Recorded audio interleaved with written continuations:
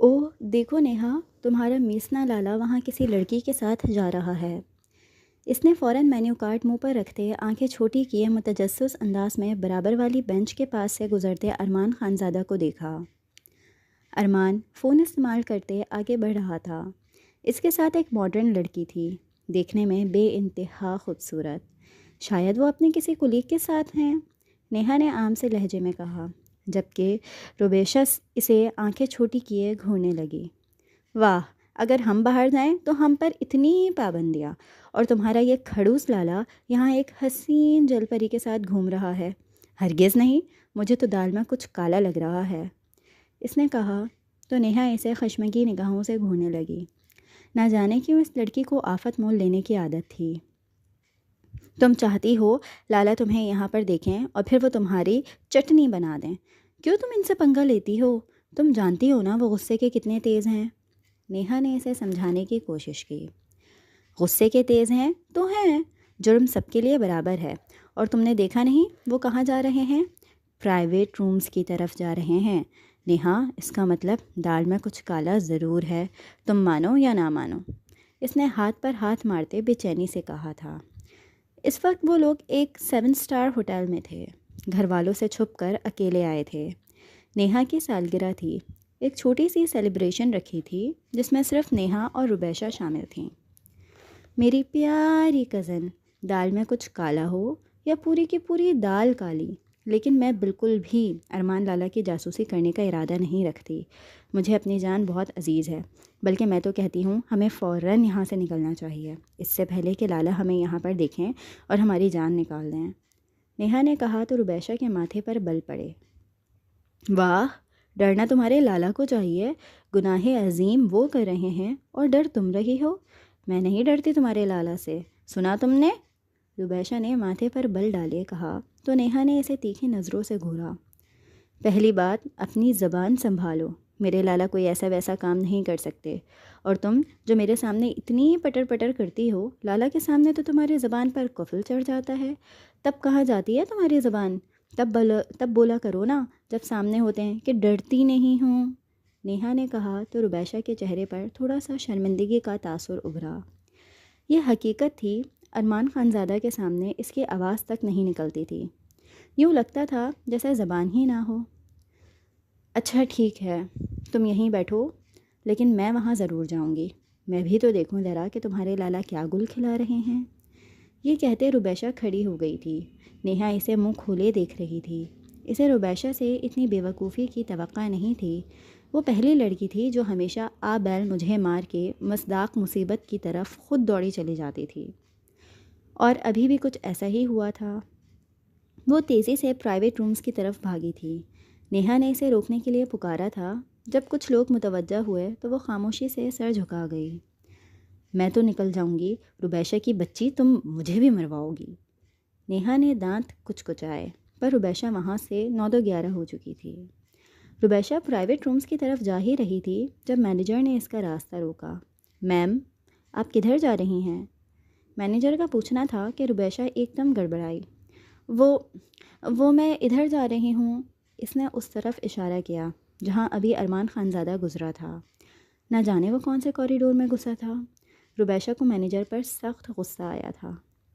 میم، یہاں بہت سارے کمرے ہیں، آپ کون سے کمرے میں جا رہی ہیں؟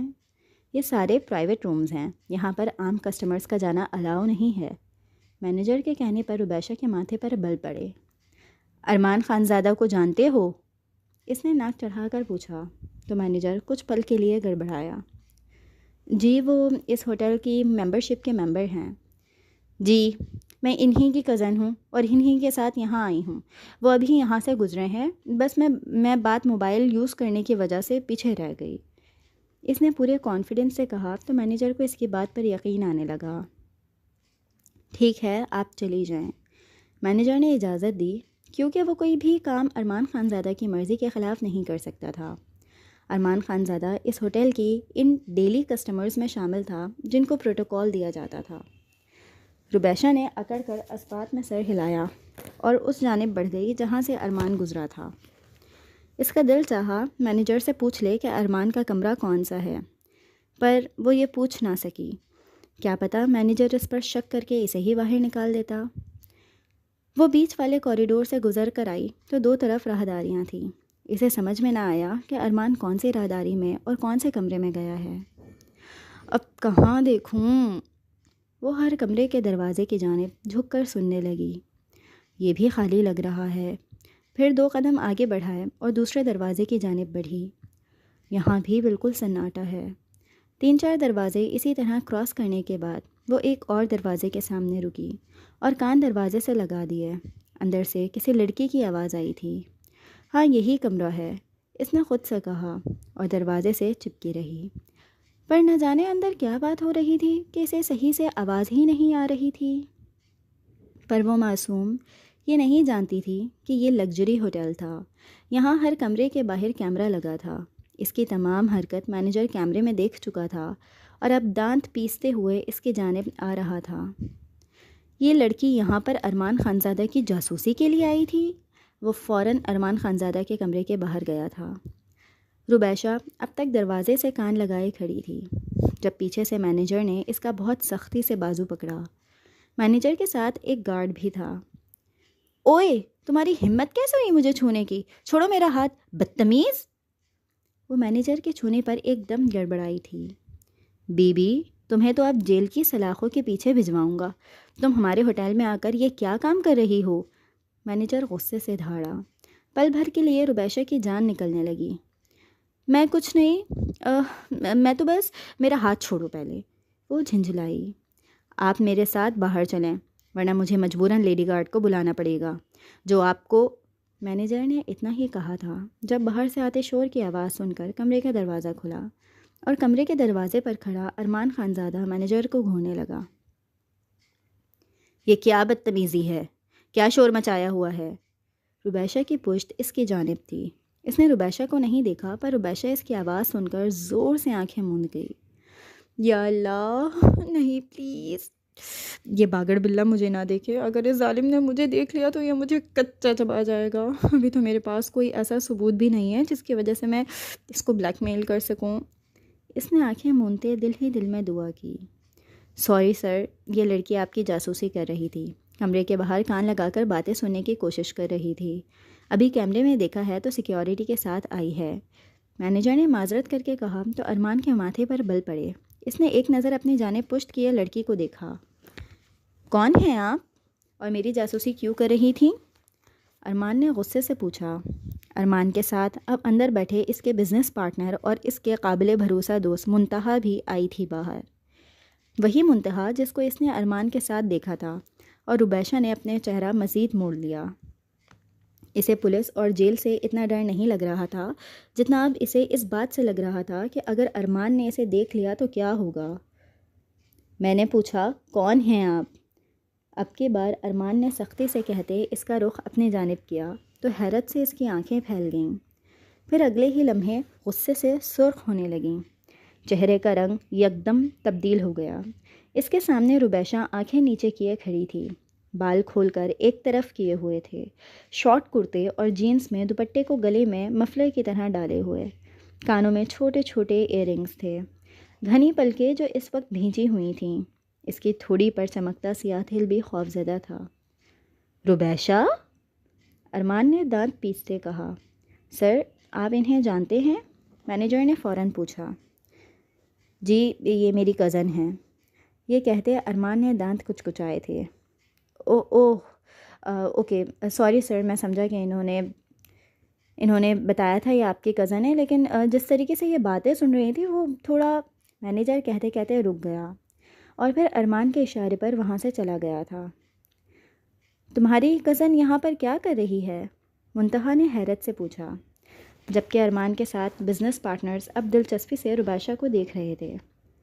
میں بہت معذرت خواہ ہوں، آج کی میٹنگ مجبوری میں کینسل کرنی پڑی۔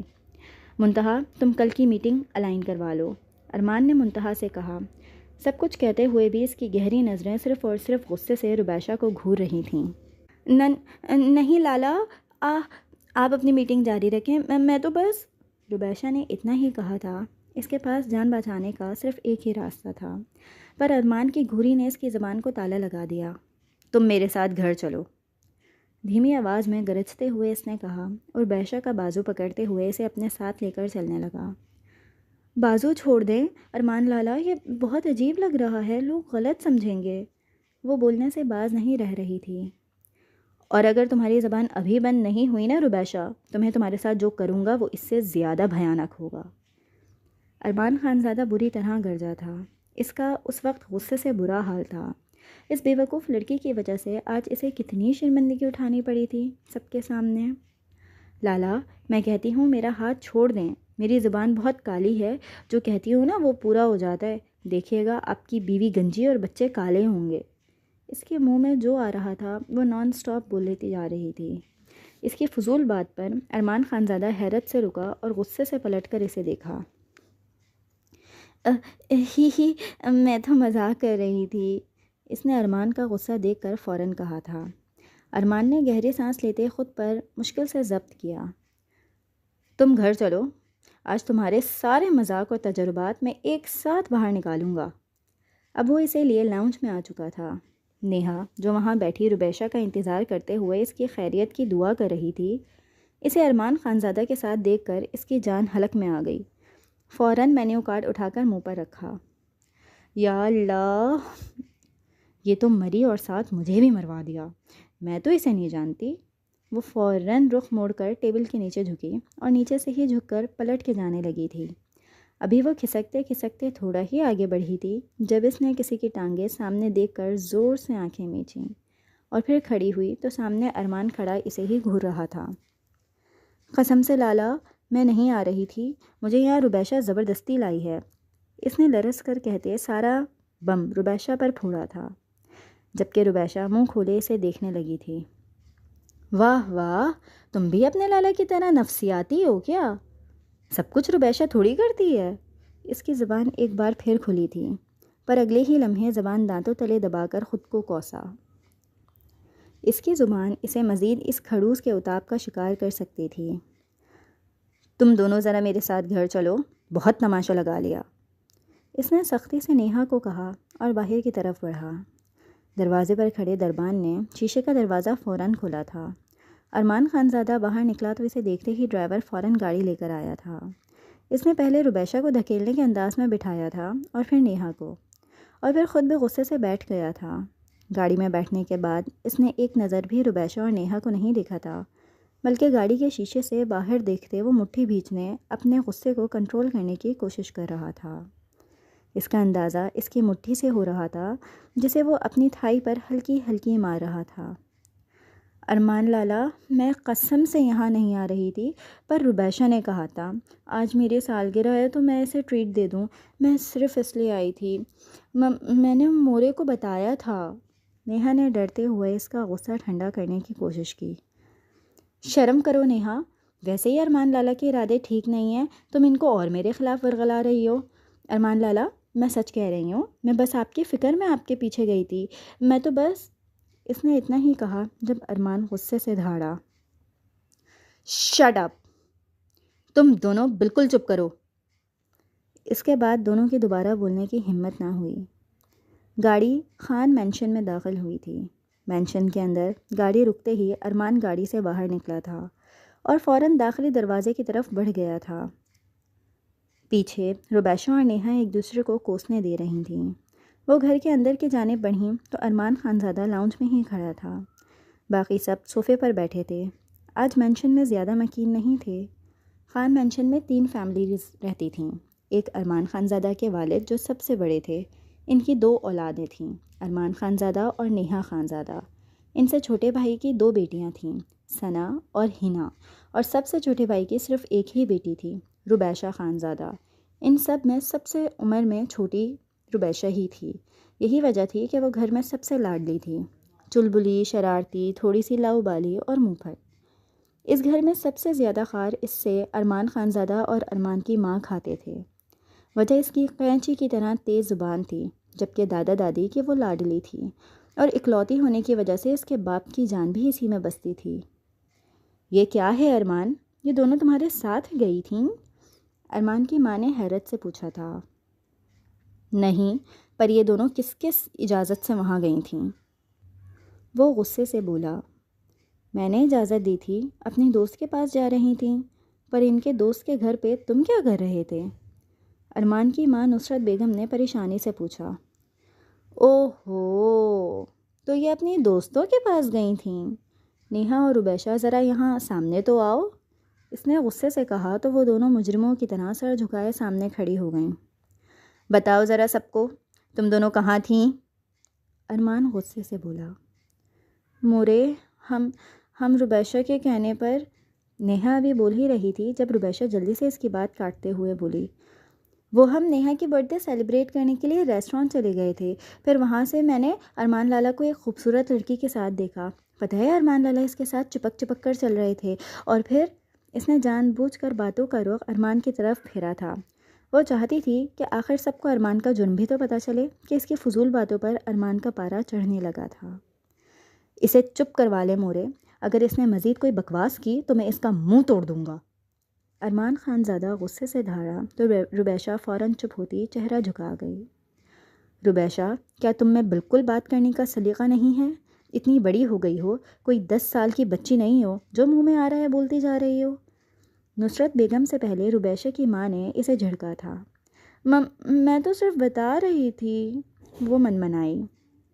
ان دونوں کی پاکٹ منی بند ہے، ان کے پاس جتنے پیسے ہیں ان سے چھینیں، اگر یہ دونوں مجھے گھر کے علاوہ کسی فضول جگہ نظر آئیں تو میں ان دونوں کی ٹانگیں توڑ دوں گا، خصوصاً اس روبیشہ کی، اور اگر اس نے دوبارہ میرے سامنے اپنی زبان کے جوہر دکھائے نا تو اپنے ہاتھوں سے اس کی زبان کاٹوں گا، سمجھا لیں اس کو۔ ارمان نے سختی سے ہدایت دی۔ اس وقت اگر اس کے چچا سامنے نہ ہوتے تو وہ روبیشہ کا منہ واقعی میں توڑ دیتا۔ غصے سے تن فن کرتے ارمان اپنے کمرے کی طرف بڑھنے لگا تھا جب روبیشہ کی زبان پھر سے خارش ہوئی۔ ارمان لالا، ویسے آپ نے بتایا ہی نہیں وہ لڑکی تھی کون؟ ارمان نے ضبط سے مٹھی اور آنکھیں بھیجی تھیں اور پھر بنا کوئی جواب دیے کمرے میں چلا گیا تھا۔ فی الوقت تو اسے کچھ نہیں کہہ سکتا تھا، لیکن بعد میں بدلہ لینے کا ارادہ ضرور رکھتا تھا۔ بہت افسوس کی بات ہے روبیشہ، تمہیں اپنی زبان کو لگام ڈالنے کی ضرورت ہے، انتہائی بدتمیز لڑکی ہو تم۔ ارمان کی ماں نصرت نے غصے سے کہتی اپنے کمرے کی جانب بڑھ گئی تھیں، پر روبیشہ کی ماں اسے ناراضگی سے دیکھ رہی تھی، جبکہ وہ کندھے اچکاتی اپنے کمرے کی جانب بڑھ گئی تھی۔ وہ ایسی ہی تھی، اسے ارمان خانزادہ سے ڈر ضرور لگتا تھا، پر اب وہ تھوڑی باغی ہونے لگی تھی۔ اگلے کچھ دن بہت سکون سے گزرے تھے۔ روبیشہ کا ارمان خانزادہ سے سامنا نہیں ہوا تھا۔ اب بھی وہ ہاتھ میں ایک ناول پکڑے بیڈ پر اوندھے منہ لیٹی تھی، ناول پڑھ رہی تھی، جب اس کے کمرے کا دروازہ دھڑام سے کھلا۔ سر اٹھا کر دیکھا تو نیہا ہانپتی کانپتی کمرے میں داخل ہو رہی تھی۔ تمہیں پتہ ہے ہمارے مڈ ٹرمز کا رزلٹ آ گیا ہے، نیہا نے فوراً بتایا۔ میرے پیپرز اتنے اچھے نہیں ہوئے، مجھے امید ہے میں فیل ہی ہوں گی، اس لیے چھوڑو، نہیں دیکھنا مجھے اپنا رزلٹ، روبیشہ نے لاپرواہی سے کہا تھا۔ ٹھیک کہہ رہی ہو، میرے پیپر بھی ٹھیک نہیں ہوئے، پر کیا تمہیں یہ بات پتہ ہے کہ ہمارے مارکس رپورٹ کہاں آئے گی؟ اس نے روبیشہ سے پر اسرار طریقے سے پوچھا تو وہ کچھ چونکی۔ ہاں معلوم ہے، میری ای میل پر آئے گی، لاؤ دکھاؤ، میں چیک کرتی ہوں، اب تک آ گیا ہوگا رزلٹ شاید، اس نے کندھے اچکاتے لاپرواہی سے کہا۔ نہیں روبیشہ، پچھلی بار کا رزلٹ دیکھتے ہوئے اس بار کالج والوں نے فیصلہ کیا ہے کہ رزلٹ پیرنٹس کی ای میل پر بھیجا جائے گا۔ واٹ؟ O God! اس نے اپنا سر تھاما تھا۔ اگر موم اور ڈیڈ کو پتہ چل گیا تو وہ تو میری جان نکال دیں گے۔ لیکن ایک منٹ، اس وقت ڈیڈ جم میں ہوں گے اور ماما کچن میں ہوں گی، میں ابھی جا کر لیپ ٹاپ چیک کرتی ہوں اور وہ ای میل ڈیلیٹ کر دیتی ہوں۔ وہ فوراً سے حل نکالتی کھڑی ہوئی تھی۔ ابھی اس کے قدم دروازے تک ہی گئے تھے جب نیہا کی آواز پر اس کے قدم پتھر ہو گئے۔ تم شاید بھول رہی ہو، ہمارا ایڈمیشن کروانے ارمان لالا گئے تھے اور انہوں نے اپنی ای میل اور فون نمبر کالج مینجمنٹ کو دیا تھا۔ یہ سنتے اس نے زور سے آنکھیں میچی تھیں۔ آخر مسئلہ کیا ہے تمہارے لالا کے ساتھ؟ لالا ہے تو لالا بن کے رہے نا، ابا کیوں بن رہے ہیں؟ کسی جگہ تو تمہارے لالا کو سکون لینا چاہیے، ہر جگہ اپنی ٹانگ اڑانی ہوتی ہے، آخر کتنی بڑی ٹانگیں ہیں ان کی؟ اس کا غصہ بے قابو ہو رہا تھا۔ اس وقت تمہاری فضول باتوں کا وقت نہیں ہے روبیشہ، تم یہ سوچو اگر ارمان لالا کے پاس ہمارا رزلٹ گیا اور انہوں نے ہمارا رزلٹ دیکھ لیا تو ہمارا کیا حال کریں گے؟ مجھے تو سوچ سوچ کے ہول اٹھ رہے ہیں۔ تم یہ سوچو، اتنی گندی ایگزامس رپورٹ دیکھنے کے بعد ہماری سب آؤٹنگس پر پابندی لگ جائے گی، باہر جانا، دوستوں سے ملنا جلنا سب کچھ بند ہو جائے گا۔ کہیں ایسا نہ ہو پھر ہمیں سارا دن ان کی نگرانی میں کتابیں لے کر بیٹھنا پڑے۔ نیہا نے اتنا خطرناک نقشہ کھینچا تھا کہ روبیشہ کو بھی ہول اٹھنے لگے تھے۔ میری پیاری کزن، تم ایک کام کرو نا، تم جاؤ اپنے لالا کے کمرے میں اور جا کر وہ ای میل ڈیلیٹ کر دو، یا ان سے کسی کام کے لیے لیپ ٹاپ مانگ لو۔ تم تو ان کی سگی بہن ہو، وہ تمہیں کبھی منع نہیں کریں گے۔ روبیشہ نے اس کے آگے ہاتھ جوڑتے کہا، نہیں روبیشہ، میرے اندر تمہارے جتنا جگرا نہیں ہے۔ اگر لالا نے مجھے دیکھ لیا نا، میرا ہارٹ فیل وہیں ہو جائے گا۔ پلیز یہ کام تم کرو۔ نیہا کی بات پر روبیشہ کے ماتھے پر بل پڑے تھے۔ واہ، یہ اچھا طریقہ ہے، ہر بار اپنے لالا کے سامنے مجھے بلی کا بکرا بنا کر پیش کر دیتی ہو۔ ہرگز نہیں، اس بار میں ارمان لالا کا سامنا نہیں کروں گی، روبیشہ نے حتمی لہجے میں کہا۔ ٹھیک ہے، تم بھی مت کرو، میں بھی نہیں کرتی، دونوں ایک ساتھ مریں گے۔ وہ یہ کہتی پریشانی سے بیڈ پر بیٹھ گئی تھی، جبکہ روبیشہ کا دماغ تیزی سے چل رہا تھا۔ تم مجھے بلیک میل کرتی ہو، تم میرے سامنے پہلے جان بوجھ کر ایسا نقشہ کھینچتی ہو اور پھر سارے کام کرواتی ہو، اور آخر میں پھنسا بھی مجھے ہی دیتی ہو، روبیشہ نے اس کی چالاکی پر کڑھ کر کہا۔ ہاں تو ٹھیک ہے نا، نہیں کر رہی فورس، مت کرو میل ڈیلیٹ۔ جب کل ناشتے کی ٹیبل پر سب کے سامنے کچہری لگے گی اور ضلالت ہوگی نا، تو سہ لیں گے دونوں۔ نیہا نے اتنا برا نقشہ کھینچا کہ روبیشہ نے بے ساختہ جھرجھری لی۔ بھلے سے وہ جتنی مرضی لاؤ بالی سہی، لیکن اپنے بابا کی ہلکی سی ڈانٹ ٹپٹ سے بھی اس کی جان جاتی تھی۔ ٹھیک ہے، مجھے یہ بتاؤ اس وقت ارمان لالا کہاں ہیں؟ تمہیں معلوم تو ہے ارمان لالا اس وقت جم میں ہوتے ہیں چچا کے ساتھ۔ راستہ بالکل صاف ہے، ان کا لیپ ٹاپ کمرے میں پڑا ہے اور ان کے لیپ ٹاپ کا پاسورڈ HIP555 ہے۔ نیہا نے فوراً سے پاسورڈ بتایا۔ ٹھیک ہے، تم سیڑھیوں پر کھڑے ہو اور نگرانی کرو، میں جاتی ہوں ان کے کمرے میں ای میل ڈیلیٹ کر دوں گی، لیکن اگر جیسے ہی تمہارے ارمان لالا آتے ہوئے دکھے نا، تم بس ایک سیٹی مار دینا۔ اس نے اس کو ہدایت دی۔ ہاں ٹھیک ہے، نیہا نے فوراً اس بات میں سر ہلایا۔ نیہا جا کر سیڑھیوں پر کھڑی ہوئی تھی اور روبیشہ فوراً سے ارمان کے کمرے میں گئی تھی۔ وہ کمرے میں داخل ہوئی تو کہیں بھی اسے لیپ ٹاپ نظر نہیں آیا۔ بہت ڈھونڈنے کے بعد اسے لیپ ٹاپ ارمان کی وارڈروب کے نیچے والے دراز میں ملا۔ اس نے احتیاط سے لیپ ٹاپ نکالا، لیپ ٹاپ کھول کر پاسورڈ ڈالا تو پاسورڈ غلط تھا۔ یہی تو تھا HIP555۔ اب کیا ہو گیا؟ اس نے اس بار سارے اسمال الفابیٹ کر کے ڈالے تو اس بار لیپ ٹاپ کھل گیا۔ شکر الحمدللہ۔ اس نے بے ساختہ تشکر بھری سانس خارج کی اور فوراً سے ارمان کی ای میل کھولنے لگی، پر وہاں کافی ساری ای میلز تھیں۔ یا اللہ، یہ تو اتنی ساری ای میلز ہیں۔ اس نے ایک ایک کر کے ساری ای میلز چیک کیں۔ کچھ نیچے اسکرول کرنے کے بعد اسے ان کے کالج کی طرف سے کی گئی ای میل نظر آئیں۔ اس نے ایک نظر ای میلز کھول کر دیکھیں تو نیہا اور روبیشہ دونوں ہی ایگزام میں فیل تھیں۔ اس نے احتیاط سے دونوں ای میل ڈیلیٹ کیں، جبکہ سیڑھیوں پر کھڑی نیہا کی نظر اندر داخل ہوتے چچا اور ارمان پر پڑی تو اس کا رنگ فق ہوا۔ اس نے جلدی سے سیٹی بجانے کے لیے ہونٹ گول کیے، مگر اسے یاد آیا کہ اسے تو سیٹی بجانے ہی نہیں آتی تھی۔ یا اللہ، اب کیا کروں؟ نیہا نے پریشانی سے ادھر ادھر دیکھا۔ کچھ سمجھ نہ آنے پر زور زور سے تالی بجانے لگی۔ اسے امید تھی کہ سیٹی نہ سہی، وہ تالی کی آواز پر ضرور سمجھ جائے گی، پر اندر بیٹھی روبیشہ کا دھیان اس کی تالیوں پر گیا ہی نہیں تھا، جبکہ اسے پاگلوں کی طرح تالیاں بجاتے دیکھ چچا اور ارمان حیرت سے دیکھنے لگے تھے۔ نیہا، دماغ ٹھیک ہے؟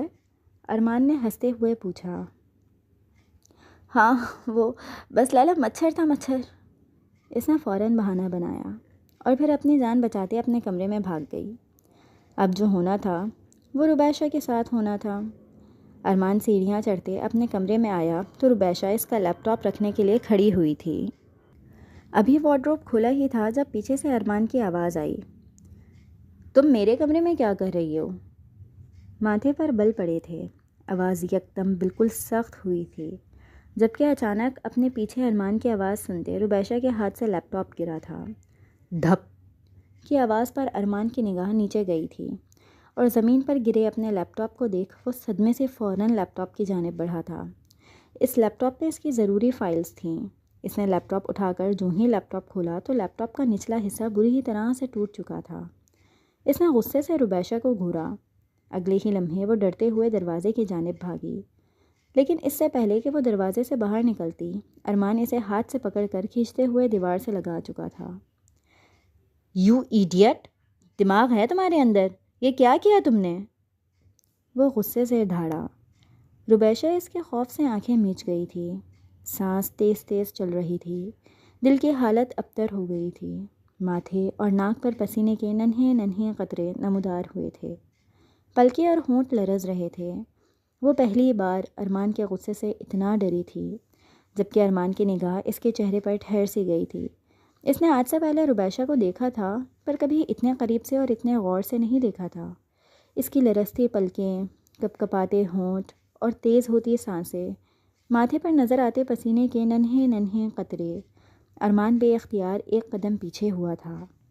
وہ جسے اب تک ایک لوبالی بچکانہ لڑکی سمجھتے آیا تھا، وہ تو ایک مکمل حسن کا پیکر تھی، لیکن جلد ہی سحر ٹوٹا تھا اور ارمان ہوش میں لوٹا تھا۔ ماتھے پر ایک بار پھر بل جمع ہوئے تھے۔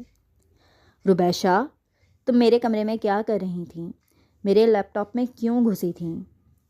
اس نے سختی سے پوچھا تو ربیشہ نے جھٹ سے آنکھیں کھولیں۔ آنکھیں بھی ارمان کے خوف سے لرزی تھیں۔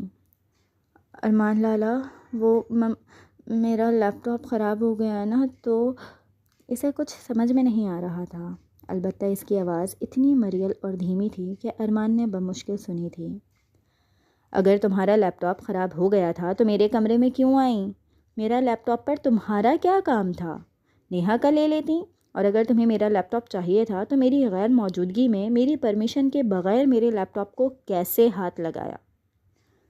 وہ ہر بار کی طرح ایک پولیس آفیسر بن گیا تھا اور بہت باریکی سے تفتیش کر رہا تھا۔ نیہا لیپ ٹاپ پر پڑھ رہی تھی، اس نے فوراً سے بہانہ بنایا۔ تو تم بھی اس کے ساتھ ہی پڑھ لیتی؟ ارمان نے دو بدو جواب دیا۔ مجھے پڑھنا تھوڑی تھا، عمران ہاشمی کی مووی دیکھنی تھی، اس نے منہ بسورتے کہا، جبکہ اس بات پر ارمان کے ہوش اڑ گئے تھے۔ کیا کہا تم نے؟ ذرا پھر سے کہنا، کیا کرنا تھا تمہیں میرے لیپ ٹاپ پر؟ ارمان کے تیور ایک دم بگڑے تھے، جبکہ ربیشہ کو یکدم ہوش آیا کہ وہ کچھ بہت غلط کہہ چکی ہے۔ وہ میرا مطلب ہے ارمان لالا کہ ہمیں نا ایک نوٹس ملے تھے، اس کی بایوگرافی لکھنی تھی۔ وہ اس بایوگرافی پر عمران ہاشمی کی ایک فلم بن چکی ہے، مجھے بس وہ فلم دیکھنی تھی۔ وہ ہڑبڑاہٹ میں الٹا سیدھا کچھ بھی بول رہی تھی۔ اچھا، مجھے تو آج علم ہوا ہے کہ عمران ہاشمی بایوگرافی پر بھی موویز بناتا ہے۔ اس کے طنز پر ربیشہ کو احساس ہوا کہ وہ کتنا غلط بول چکی ہے، لیکن اب کچھ نہیں کر سکتی تھی کیونکہ تیر کمان سے نکل چکا تھا۔ اس لیے اب وہ سر جھکاتے دل ہی دل میں آلتو جلالتو کا ورد کرنے لگی۔ ارمان کو لگا تھا کہ اس کا دماغ غصے سے پھٹ جائے گا۔ ربیشہ، تم جانتی ہو اس وقت میرا دل کیا کر رہا ہے؟ اس کے سوال پر ربیشہ نے معصومیت سے نفی میں سر ہلایا۔ میرا دل کر رہا ہے کہ جو تم کھڑکی دیکھ رہی ہو نا، اس سے تمہیں نیچے پھینک دوں۔ وہ اچانک دھاڑا تو ربیشہ کان پر ہاتھ رکھ گئی۔ اور میں اپنی سوچ پر عمل بھی کر گزروں گا اگر تم ایک سیکنڈ کے اندر میری نظروں کے سامنے سے غائب نہیں ہوئی تو۔ ارمان کا کہنا تھا کہ ربیشہ وہاں سے ایسے غائب ہوئی جیسے گدھے کے سر سے سینگ۔ ارمان نے زور سے دیوار پر مکہ مارا۔ یہ لڑکی بچپن سے اب تک صرف اس کا نقصان کرتی آئی تھی، اسے غصہ دلاتی آئی تھی، اسے یقین نہیں آتا تھا کہ بھلا کوئی اتنا لاؤبالی کیسے ہو سکتا ہے۔ ربیشہ نے اپنے کمرے میں آ کر سکون کی سانس لی، جہاں نیہا پہلے سے ہی موجود پریشانی سے ٹہل رہی تھی۔ وہ خوشی سے نیہا کے گلے لگتے اچھلی تھی۔ نیہا، ای میل ڈیلیٹ ہو گئی، پر وہ نا ارمان لالا کا لیپ ٹاپ ٹوٹ گیا۔ ربیشہ نے اسے بتایا۔ کیا؟ ارمان لالا کا لیپ ٹاپ ٹوٹ گیا؟ وہ تو کمرے میں آ گئے تھے، تو انہوں نے تمہیں کچھ کہا تو نہیں؟ نیہا نے پریشانی سے پوچھا۔ تبھی نیہا کی بات پر اسے اس کی غداری یاد آئی تو وہ ایک دم اس پر چڑھ دوڑی۔ جب تم نے ارمان لالا کو آتے ہوئے دیکھا تھا تو سیٹی کیوں نہیں ماری؟ وہ نیہا کو چپت لگاتے پوچھنے لگی۔ کیونکہ مجھے سیٹی بجانا نہیں آتی، اتنی زور زور سے تالیاں بجائیں تو تم نے سنا کیوں نہیں؟ اس نے جلدی سے اپنی صفائی پیش کی۔ خیر چھوڑو، جو ہونا تھا ہو گیا، اچھی خاصی جھاڑ پلائی ہے تم نے لالا سے مجھے، خدا پوچھے گا تمہیں اور ان کو۔ روبیشہ منہ بنا کر کہتی بستر پر دراز ہو گئی تھی۔ اب جاؤ یہاں سے، مجھے میرا ناول مکمل کرنا ہے۔ اس نے نیہا کو گھورتے کہا تو وہ بھی منہ بنا کر کمرے سے نکل گئی۔ اگلے دن صبح نیہا اور روبیشہ کالج کے لیے تیار ہوئی تھیں، جبکہ روبیشہ کے ماں باپ ایئرپورٹ کے لیے ریڈی ہوئے تھے۔ وہ عمرے پر جا رہے تھے۔ موم پلیز وہاں میرے لیے بہت ساری دعائیں کریے گا، دعا کریے گا کہ میں اس سال ٹاپ کر لوں، اس نے جوشیلے انداز میں کہا تو نیہا کی بے اختیار ہنسی نکلی۔ ٹاپ کا تو نہیں پتہ چچی، پر یہ ضرور دعا کریے گا کہ پیپر پاس کر لے۔ نیہا کی بات پر روبیشہ نے اسے گھونٹ سے نوازا۔ تم دونوں فکر مت کرو، مجھے تم دونوں کی تمام حرکتوں کا علم ہے، اچھی ہی دعا کروں گی تم لوگوں کے لیے۔ روبیشہ کی ماں نے دونوں کو پیار کرتے کہا اور پھر سب سے ملتے وہ دونوں گاڑی میں سوار ہوتے ایئرپورٹ کی جانب نکل گئے تھے۔ روبیشہ بھی نیہا کے ساتھ کالج چلی گئی تھی۔ ابھی کالج میں آدھا دن ہی گزرا تھا۔ وہ کلاس میں تھی جب ایک ٹیچر ان کے کلاس میں داخل ہوئیں۔ انہوں نے کلاس میں لیکچر دیتے پروفیسر سے اجازت لے کر نیہا اور روبیشہ کو مخاطب کیا۔ نیہا اور روبیشہ، آپ باہر آ جائیں، آپ کے گھر سے آپ کو لینے کے لیے آپ کے بھائی آئے ہیں۔ ٹیچر کی بات پر نیہا اور روبیشہ دونوں نے ایک دوسرے کو چونک کر دیکھا اور پھر اپنا سامان سمیٹتی کلاس سے باہر آ گئیں۔ خیریت تو ہے؟ آج تمہارا جن جیسا بھائی کیوں نازل ہو گیا؟ روبیشہ نے بے دلی سے کہا۔ چپ کرو یار، مجھے عجیب سی پریشانی ہو رہی ہے، نیہا نے کہا، اور دونوں کالج کے داخلی دروازے کی طرف بڑھیں۔ ارمان جو گاڑی سے ٹیک لگائے کھڑا تھا، اس کی پریشان نظر صرف روبیشہ پر تھی۔ ارمان کی نظریں اپنے اوپر محسوس کرتی روبیشہ کچھ انکمفرٹیبل ہوئی تھی۔ لگتا ہے پھر کچھ غلط کر دیا ہے میں نے، کیسے گھور رہے ہیں، آنکھیں بھی سرخ ہو رہی ہیں۔ روبیشہ نے نظر چرا کر سوچا اور پھر نیہا فرنٹ سیٹ پر جبکہ روبیشہ پچھلی سیٹ پر بیٹھ گئی تھی۔ گاڑی میں بیٹھنے کے بعد بھی ارمان کی نگاہیں بار بار بیک ویو مرر سے روبیشہ کو دیکھ رہی تھیں، جبکہ چہرہ انتہائی سنجیدہ تھا، آنکھیں سرخ ہو رہی تھیں، یوں لگتا تھا جیسے وہ رویا تھا۔ بھائی سب ٹھیک ہے؟ آپ اچانک لینے آ گئے، بتایا بھی نہیں، نیہا نے پوچھا تو ارمان نے کوئی جواب نہ دیا، البتہ گال پر ایک آنسو لڑھک گیا تھا جسے نیہا اور روبیشہ دونوں نے حیرت اور پریشانی سے دیکھا۔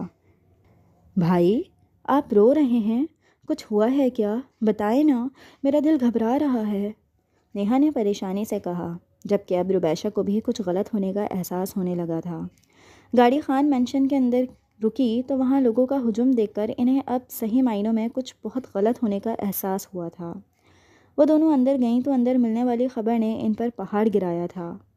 روبیشہ کے ماں باپ جو صبح عمرے پر جانے کے لیے نکلے تھے، وہ موٹر وے پر ایک حادثے میں جاں بحق ہو گئے تھے۔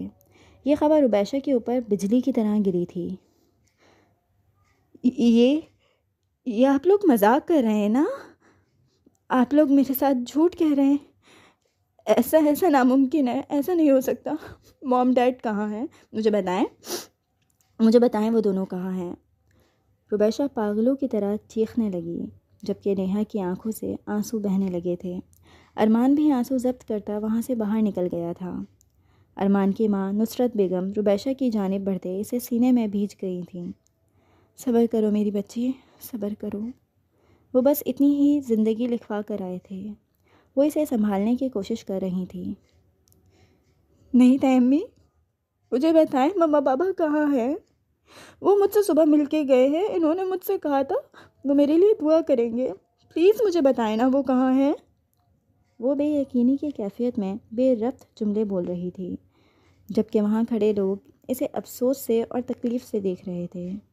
دادی کا تو خود برا حال ہو رہا تھا بہو بیٹی کی موت پر، ان کے لیے روبیشہ کو سنبھالنا مشکل ہو رہا تھا۔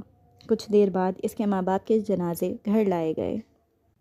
موم، ڈیڈ، پلیز اٹھ جائیں، ایسا مت کریں، دیکھیں سب کہہ رہے ہیں آپ لوگ ہمیں چھوڑ کر چلے گئے، پر میں جانتی ہوں آپ لوگ مجھے چھوڑ کر نہیں جا سکتے، میں تو آپ لوگوں کی روبی ہوں نا، پیاری روبی، آپ نے مجھ سے پرومس کیا تھا آپ ہمیشہ میرے ساتھ رہیں گے۔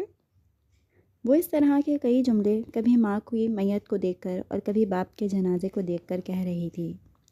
وہاں موجود سب لوگ اس کی حالت اور درد بھری باتوں کو سن کر خود کو رونے سے نہیں روک پائے تھے۔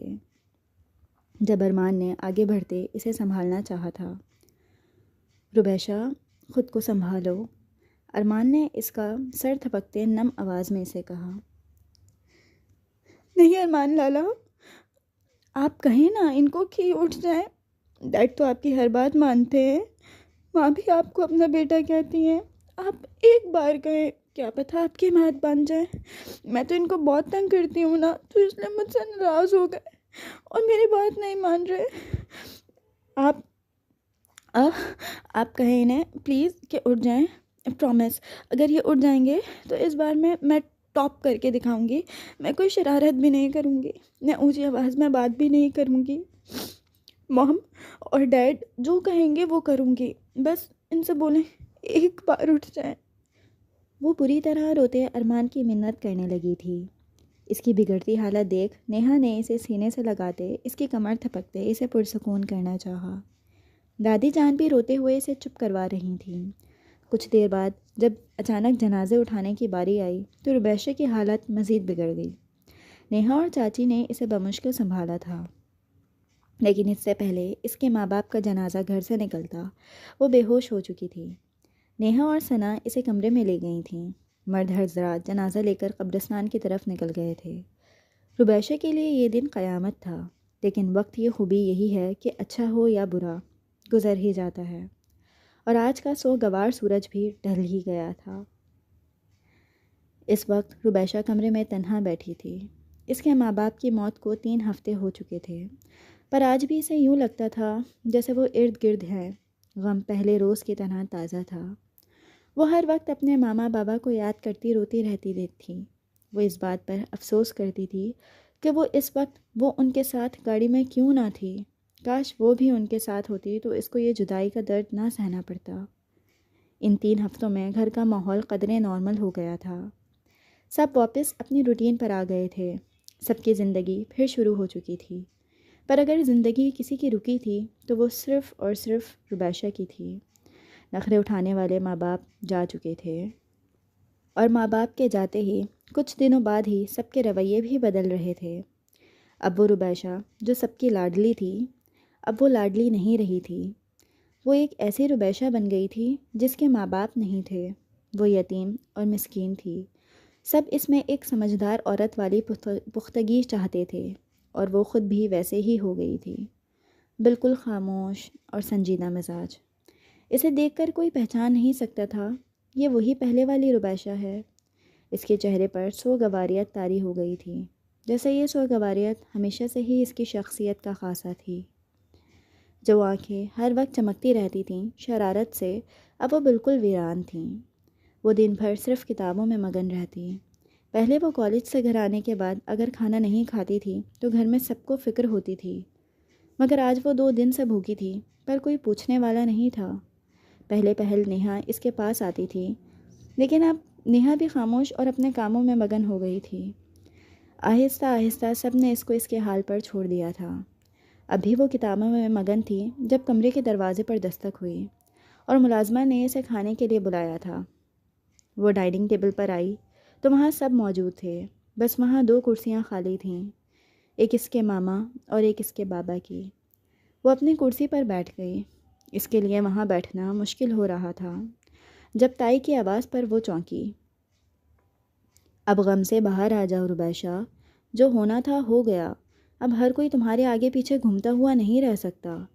تمہارے ماں باپ کی موت کا افسوس سب کو ہے، پر ساری زندگی تو اس چیز کا سوگ نہیں منا سکتے نا۔ بار بار تمہارے کمرے میں کھانے کا بلاوا نہیں بھیجیں گے۔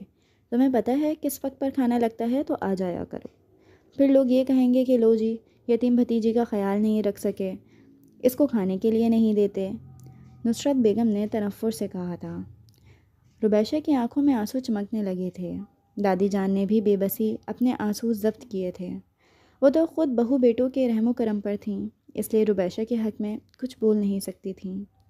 جبکہ ارمان نے اپنی ماں کے ان تلخ جملوں پر ایک نظر پہلے اپنی ماں کو دیکھا تھا اور پھر ربیشہ کو۔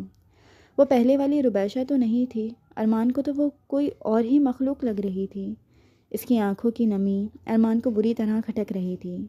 3 ہفتوں میں اس نے یہ کوئی تیسری مرتبہ ربیشہ کو دیکھا تھا، ورنہ وہ اب کم ہی نظر آتی تھی، بس ہر وقت اپنے کمرے میں بند رہتی تھی۔ اس کی حالت اجڑی ہوئی تھی، چہرے سے کمزور لگ رہی تھی، نگاہیں اوپر اٹھ ہی نہیں رہی تھیں، یوں لگتا تھا جیسے زمین پر وہ کچھ پڑھ رہی ہو۔ اس نے کھانے کے بمشکل 2-3 نوالے ہی لیے تھے اور پھر حلق میں پھنستے آنسوؤں کے گولے کو زبردستی نگلتے وہاں سے اٹھ گئی تھی۔ کسی نے محسوس کیا تھا یا نہیں کیا تھا، لیکن ارمان نے بہت شدت سے محسوس کیا تھا۔ پھر سب کے اٹھ کر کمروں میں جانے کے بعد ارمان نے ملازمہ سے کھانے کی ٹرے تیار کروائی تھی اور اس ٹرے کو لیے وہ ربیشہ کے کمرے میں گیا تھا۔ ربیشہ کھڑکی کے پاس کھڑی تھی۔ کمرے کسی کی موجودگی پر اس نے پلٹ کر دیکھا اور ارمان کو دیکھتے ہی واپس رخ کھڑکی کی طرف موڑ گئی۔ اس کی آنکھوں میں بے شمار آنسو تھے۔ ارمان کھانے کی ٹرے لیے اس کی جانب آیا تھا۔ وہ اس سے کچھ فاصلے پر رکتا اس سے مخاطب ہوا۔ اس طرح کر کے تم صرف چچا چچی کو تکلیف دو گی ربیشہ۔ ارمان کی بات پر اس کے منہ سے سسکی نکلی تھی۔ رونے سے کچھ بھی نہیں ہوگا، صرف خود کو تکلیف دو گی۔ اگر تم واقعی ان کو سکون دینا چاہتی ہو تو تم ان کے لیے ایصال ثواب کر سکتی ہو، ان کے لیے تسبیحات پڑھ سکتی ہو، قرآن پڑھ سکتی ہو، لیکن تمہارے رونے سے کچھ بھی نہیں ہوگا۔ تم یہ کیوں نہیں سوچتی کہ وہ اللہ کی چیز تھے، اللہ نے واپس لے لی۔ میں جانتا ہوں کہ جو تم نے کھویا ہے اس کی جگہ تمہارے دل میں کبھی بھی کوئی پوری نہیں کر سکتا، لیکن میں یہ بھی جانتا ہوں کہ تم اپنی اس خالی جگہ کو اللہ کی محبت سے بھر سکتی ہو۔ اللہ کی محبت ماں باپ کی محبت سے بھی زیادہ غالب ہوتی ہے۔ ارمان کے سمجھانے پر وہ چونک کر ارمان کو دیکھنے لگی تھی۔ اب تک جتنے لوگوں نے اسے تسلی دی تھی، یہ تسلی ان ساری تسلیوں میں سب سے اوپر تھی۔ ارمان سچ ہی تو کہہ رہا تھا، اسے اپنے ماما بابا کے لیے زیادہ سے زیادہ ایصال ثواب کرنا چاہیے تھا تاکہ وہ قبر میں پرسکون رہیں۔ میں سوگ نہیں منا رہی ارمان لالا، پر میرے آنسو تھمتے نہیں، میری تکلیف کم نہیں ہوتی۔ میں اللہ سے بہت دعا کرتی ہوں، پر مجھے صبر نہیں آ رہا اور لگتا ہے اس صبر کی تلاش میں تڑپ تڑپ کر مر جاؤں گی۔ اس نے بے انتہا کرب سے کہا تھا اور اپنا چہرہ اپنے ہاتھوں میں گرا کر بری طرح رونے لگی تھی۔ ارمان، جو آج تک یہ سمجھتا آیا تھا کہ اسے ربیشہ سے نفرت تھی، آج اسے یوں روتا دیکھ کر اسے اس قدر تکلیف ہوئی تھی کہ اس کا دل کر رہا تھا کہ وہ ربیشہ کو اپنے سینے سے لگا لے، اس کے سارے زخم بھر دے، پر یہ اختیار اس کے پاس نہیں تھا، وہ اس کے لیے نامحرم تھی۔ اچھا تم رو مت، ہم مل کر دعا کریں گے، اللہ تمہیں صبر دے دے گا، اور ابھی تو پہلے اچھے بچوں کی طرح کھانا کھاؤ۔ ارمان کی بات سن ربیشہ سر اسبات میں ہلاتے ہوئے بیٹھ کے جانے بڑھی تھی۔ ارمان بھی اس کے سامنے ہی بیٹھ گیا تھا اور ربیشہ کے ساتھ ایک ہی پلیٹ میں لقمے توڑ کر کھاتے اس کا ساتھ دینے لگا تھا تاکہ وہ پیٹ بھر کھانا کھا سکے۔ ربیشہ نے ارمان کا یہ روپ پہلی بار دیکھا تھا۔ وہ ارمان کو حیرت سے ٹکٹکی باندھے دیکھ رہی تھی۔ کیا ہوا؟ تم بھی کھا لو، نظر کیوں لگا رہی ہو؟ ارمان نے شرارتی انداز میں کہا تو ربیشہ نے بے اختیار مسکرائی، آنکھوں میں نمی چمکنے لگی۔ ارمان کی نگاہیں ٹھہر سی گئیں، اسے لگا اس نے پہلے اتنا حسین منظر کبھی نہیں دیکھا تھا۔ خوشی اور غم کا یہ خوبصورت امتزاج اس کے دل پر بہت گہری ضرب لگا گیا تھا۔ میں بس یہ دیکھ رہی ہوں کہ آپ نے پہلے تو کبھی مجھ سے ایسے بات نہیں کی، آپ پہلے کبھی ایسے نہیں تھے۔ مام ڈیڈ کے بعد میں سمجھتی تھی سب سے زیادہ نفرت آپ کریں گے، کیونکہ آپ تو مجھے ڈیڈ کی وجہ سے یہ برداشت کرتے تھے، پر مام ڈیڈ کے جانے کے بعد آج پہلی بار صرف واحد آپ ہیں جو مجھے منا رہے ہیں اور میرے ساتھ بیٹھ کر کھانا کھا رہے ہیں۔ ربیشہ کی بات پر ارمان بے اختیار ہنسا تھا۔ اف، بہت دماغ چلا لیا تم نے، اب جلدی سے کھانا کھاؤ۔ ارمان کے کہنے پر وہ بھی چھوٹے چھوٹے لقمے توڑنے لگی تھی۔ ربیشہ کے کھانے کے بعد ارمان ٹرے لے کر کمرے سے باہر نکل گیا تھا اور پھر اس نے ایک فیصلہ کیا تھا۔ یہ فیصلہ بہت اچانک تھا۔ یہ فیصلہ شاید وہ فیصلہ تھا کہ جو اس نے کبھی زندگی میں نہیں سوچا تھا کہ وہ کبھی یہ فیصلہ کرے گا، اور پھر وہ سیدھا اپنے ماں باپ کے کمرے میں گیا تھا۔ اس نے اپنے ماں باپ سے ربیشہ کے رشتے کے متعلق بات کی تھی۔ وہ ربیشہ سے شادی کرنا چاہتا تھا۔ یہ بات سن کر ماں باپ کو جھٹکا لگا تھا۔ جہاں تک وہ جانتے تھے ارمان کو ایسی لاؤبالی اور لاپرواہ لڑکیوں سے نفرت تھی، پر ارمان نے انہیں راضی کر لیا تھا۔ اس بات پر ارمان کی ماں نصرت کو زیادہ اعتراض ہوا تھا، کیونکہ وہ کبھی بھی ربیشہ جیسی لڑکی کو اپنی بہو نہیں بنانا چاہتی تھیں، پر ارمان کی خوشی اور اپنے شوہر کی خواہش پر ان کو راضی ہونا پڑا تھا۔ ربیشہ سے اس متعلق اس کی مرضی پوچھی گئی تھی، اور حیرت انگیز طور پر ربیشہ نے بھی فیصلہ دادی جان پر چھوڑ دیا تھا۔ دادی جان کو تو پہلے ہی کوئی اعتراض نہیں تھا، اور پھر ان کے حکم پر ہی اگلے مہینے شادی کی تاریخ رکھ دی گئی تھی۔ یہ دن بھی ربیشہ پر بہت بھاری گزر رہے تھے، لیکن ارمان کو یقین تھا کہ وہ جلد اس کے زخم بھر دے گا۔ دیکھتے دیکھتے شادی کا دن بھی پہنچا تھا۔ ان کی شادی زیادہ دھوم دھام سے نہیں ہوئی تھی۔ ارمان کے اور ربیشہ کی خواہش پر بہت سادگی سے شادی کی گئی تھی۔ نکاح کے فوراً بعد رخصتی ہو گئی تھی۔ ربیشہ دلہن بن کر ارمان کے کمرے میں آ گئی تھی۔ جب ارمان کمرے میں داخل ہوا تو وہ بیڈ پر بیٹھی تھی۔ قریب جانے پر اندازہ ہوا کہ اس کی آنکھوں سے آنسو ٹپک رہے تھے جو اس کی ہتھیلی پر گر رہے تھے۔ ارمان اس کے مقابل بیٹھا۔ ربیشہ نے ایک نگاہ اٹھا کر اسے دیکھا اور واپس نگاہیں جھکا گئی تھی۔ خیریت ہے؟ کیا چچا چچی کو یاد کر رہی ہو؟ ارمان کے سوال پر ربیشہ نے تیزی سے ہاں میں سر ہلایا تھا۔ یہ سب بہت جلدی نہیں ہو گیا؟ ارمان وہ اپنی عادت کے مطابق اسے لالا کہنے ہی لگی تھی جب ارمان نے جلدی سے اس کے ہونٹوں پر اپنا ہاتھ رکھا تھا۔ نہیں پلیز یار، رشتہ تو خراب مت کرو، ارمان نے جس انداز میں کہا تھا۔ ربیشہ ایک بار پھر روتے روتے مسکرائی تھی، اور ایک بار پھر ارمان کا دل زور سے دھڑکا تھا۔ نہیں، وہ اب اچانک ایک دم سے ارمان بولنا عجیب لگے گا۔ وہ کچھ گھبرائی سی تھی، شرمائی سی تھی۔ ارمان کو اس کے انداز کو سمجھ نہیں آ رہے تھے۔ وہ شرمیلی سی بہت پیاری لگ رہی تھی۔ اگر آپ موم ڈیڈ بھی ہوتے تو، بولتے بولتے ربیشہ رک گئی تھی۔ ایک بار پھر آنکھوں سے آنسو ٹپکنے لگے تھے جب ارمان نے اس کے دونوں ہاتھوں کی ہتھیلی تھام کر ان پر اپنے لب رکھے تھے۔ ربیشہ ایک پل کے لیے سب کچھ بھول کر حیرت سے ارمان کو دیکھنے لگی تھی۔ پہلی بار ارمان کے قربت سے اس کی جان ہتھیلی پر آ گئی تھی۔ میں تمہارے موم ڈیڈ کی کمی پوری نہیں کر سکتا ربیشہ، پر میں وعدہ کرتا ہوں کہ میں تمہارے نخرے بالکل ویسے اٹھانے کی کوشش کروں گا جیسے تمہارے ڈیڈ اٹھاتے تھے۔ میں تمہارا بالکل ویسا خیال رکھنے کی کوشش کروں گا جیسے تمہاری ماں رکھتی تھیں۔ ان کی کمی میں پوری نہیں کر سکتا، میں جانتا ہوں، پر میں پوری کوشش کروں گا کہ تمہیں ان کی کمی محسوس نہ ہو۔ تم انہیں کسی تکلیف میں یاد نہ کرو، بلکہ صرف اپنی خوشی میں یاد کرو۔ یہ کہتے ہوئے اس نے آگے جھکتے ربیشہ کا ماتھا چوما تھا، اور ربیشہ نے طمانینت سے اپنی آنکھیں موند لی تھیں۔ جو ہوا تھا وہ سب کچھ قسمت کا کھیل تھا۔ اگر کچھ برا ہوا تھا تو کچھ اچھا بھی ہوا تھا، جیسے کہ ارمان اور ربیشہ کا ایک ہو جانا۔ وہ دونوں جو ہمیشہ ایک دوسرے سے خار کھاتے رہے تھے، آج زندگی بھر کے ہم سفر بنتے ایک دوسرے کو مکمل کر گئے تھے۔ دن ایک بار پھر پر لگایا کر اڑے تھے، اور ارمان اور ربیشہ کی شادی کو 2 ماہ ہو چکے تھے۔ ان 2 ماہ میں بہت کچھ بدلا تھا۔ ربیشہ کے ہونٹوں کی ہنسی، اس کی شرارتیں اور باتیں واپس لوٹ آئی تھیں۔ ارمان نے جو کہا تھا وہ کر کے دکھایا تھا۔ وہ بالکل اس کا ویسے ہی خیال رکھتا اور ناز نخرے اٹھاتا تھا جیسے اس کے ماں باپ اٹھایا کرتے تھے۔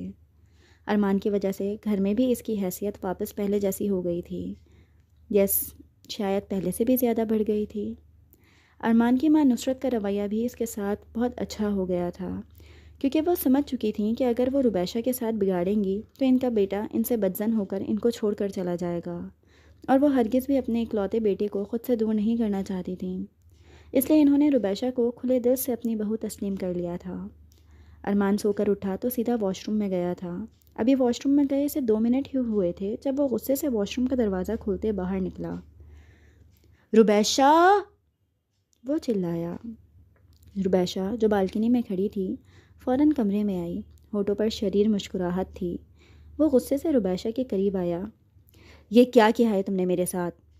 اس نے اپنے چہرے کی جانب اشارہ کیا جہاں ناک پر لال لپسٹک لگائی گئی تھی، بلی کی طرح بڑی بڑی مونچھیں بنائی گئی تھیں، اور آنکھوں کے گرد ملنگوں کی طرح سیاہ کاجل بھر بھر کر لگایا گیا تھا۔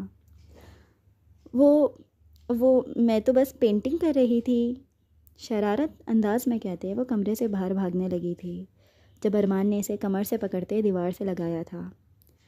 تم تو دن بدن پہلے سے زیادہ شرارتی ہوتی جا رہی ہو۔ میں نے تو تمہیں بالکل سمجھدار اور سلجھی ہوئی دیکھ کر تم سے شادی کی تھی، پر تم تو آفت کی پرکالا ہو۔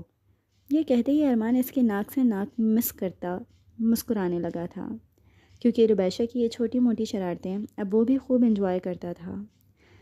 ربیشہ بھی اس کے بات پر گہرا مسکرائی تھی۔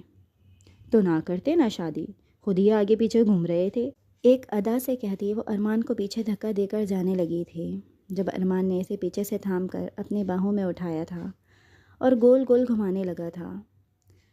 بس ہو گئی نا اب غلطی، وہ اسے چڑھانے کے لیے مصنوعی افسوس سے بولا۔ تو غلطی سدھار لیں، ربیشہ نے دو بدو جواب دیا۔ نہیں، رہنے دو، کچھ غلطیاں صحت کے لیے اچھی ہوتی ہیں اور بہت حسین بھی ہوتی ہیں۔ یہ کہتے ربیشہ کے لبوں پر جھکنے لگا تو ربیشہ شرم سے اسی کے سینے میں اپنا چہرہ چھپا گئی تھی۔